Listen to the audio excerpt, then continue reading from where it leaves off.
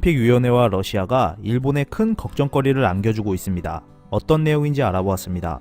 2020년 도쿄올림픽을 두고 이럴 바엔 반납하자는 의견이 일본 내에서 쏟아지고 있습니다. 1일 요미우리 신문에 따르면 마라톤과 경보를 도쿄가 아닌 삿포로에서 개최하기로 공식 발표했다고 전했습니다. 코이케 유리코 도지사는 올림픽 개최 도시로서 IOC의 결정에 동의할 수는 없지만 대회 성공을 위해 방해하지 않을 것이다.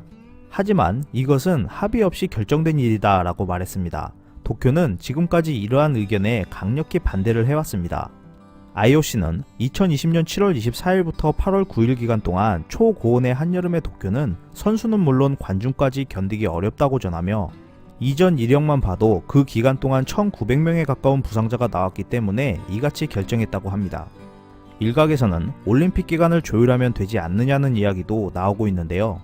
이는 올림픽 흥행을 위해 미국의 내셔널 풋볼리그 시즌 개막과 야구 메이저리그 플레이오프, 유럽 축구 시즌 등 다른 스포츠 이벤트와 겹치지 않게 스케줄이 짜여져 있는 상태여서 사실상 기간 조율이 불가능하다고 합니다.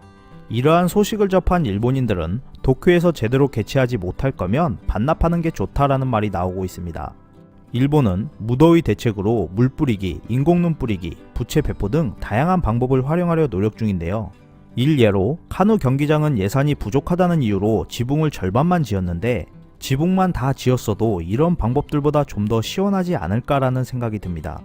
결국 더위 대책으로 도쿄는 300억엔이 낭비되는 상황이 펼쳐지고 있고 마라톤 준비를 위해 또 300억엔에 가까운 시설 비용이 소요될 것으로 보고 있습니다.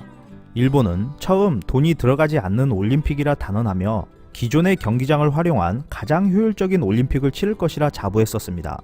하지만 이미 수십조 원의 천문학적인 자금이 투입됐고 아직도 투입될 자금이 예측도 되지 못한 상태로 준비되고 있습니다. 도쿄올림픽의 걱정은 이것뿐만이 아닙니다. 최근 러시아 해커 집단이 도쿄올림픽을 조준하고 스포츠 기관들에 대한 사이버 공격을 감행하고 있다고 합니다. 이를 감지한 마이크로소프트 보안 연구자의 블로그에 따르면 19년 9월 중순부터 적어도 세계 대륙의 16개 스포츠 단체와 반도핑 단체를 대상으로 이러한 시도가 나타났다고 했습니다.